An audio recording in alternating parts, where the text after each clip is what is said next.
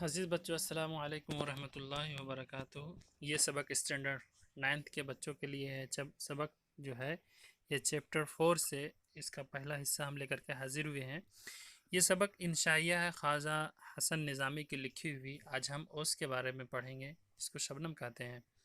आप देखें कि ओस के ताल्लुक़ से आज इस सबक में बहुत सारी जानकारी, नई जानकारी हमें मिलेगी।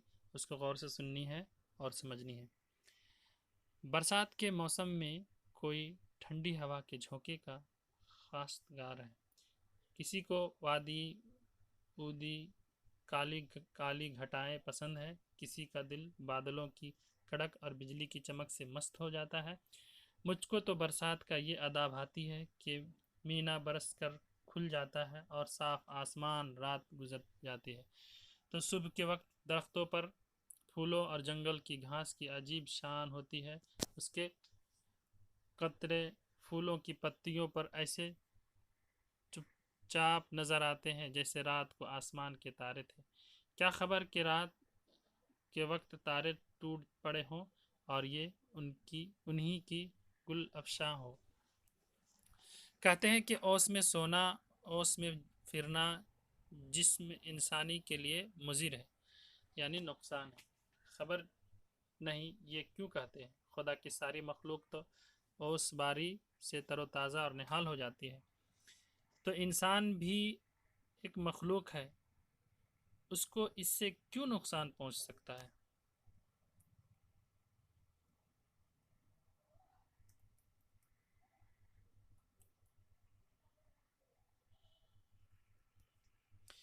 तो साइंस वाले बताएंगे कि ओस क्या चीज़ है, कहाँ से आती है, क्यों आती है।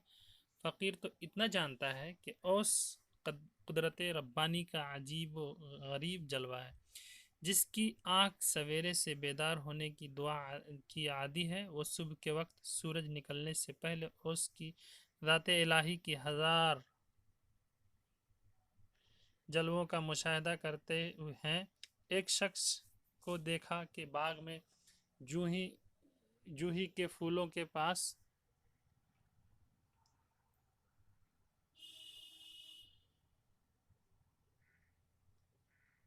झुका हुआ कुछ देख रहा था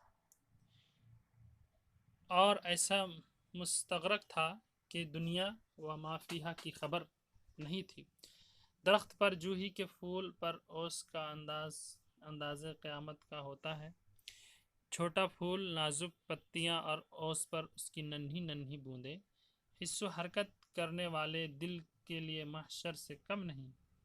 ओस की उम्र बहुत थोड़ी होती है। रात को पैदा होती है और सूरज निकलते वक्त मर जाती है।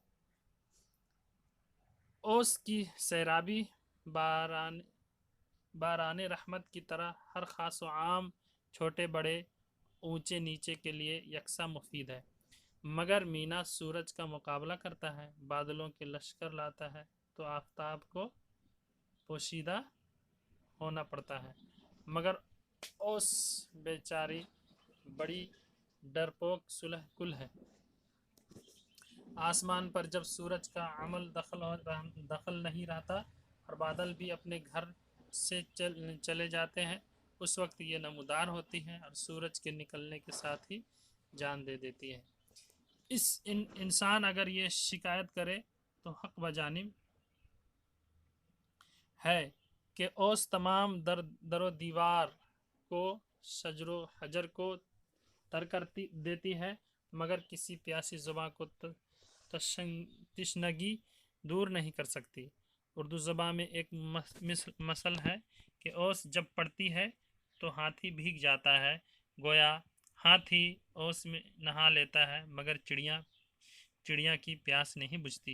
ये कुदरत का एक गहरा राज है, इसमें ओस की कुछ शिकायत न करनी चाहिए। बहरहाल अल्लाह ताला की निशानियों में से ओस भी एक निशानी है, जिसको देखकर दिल हक परस्त में इरफान यज़दा को जज्बात पैदा करते हैं।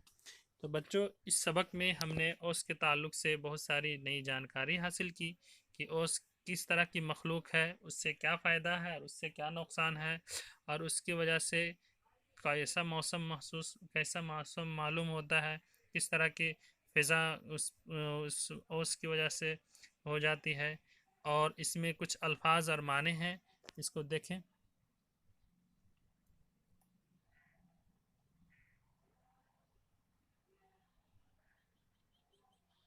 اوس باری، اوس کا برسنا، خواستگار، طلبگار، چاہنے والا، اودی وودی، ہلکا بھیگی، بیگنی رنگ، مینا کے معنی بارش۔